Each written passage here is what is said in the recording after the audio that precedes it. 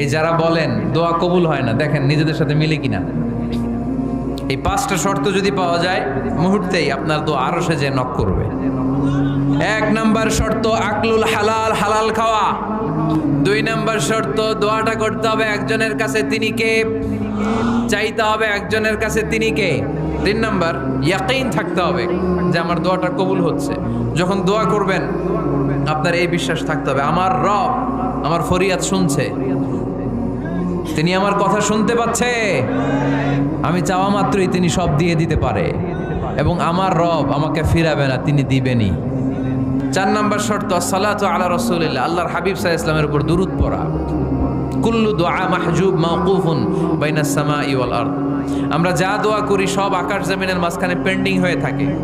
মা লাম ইউসাল্লা আলাইহি, আল্লাহর হাবিব বললেন যতক্ষণ না আমার উপর দুরূদ শরীফ পড়া হয়।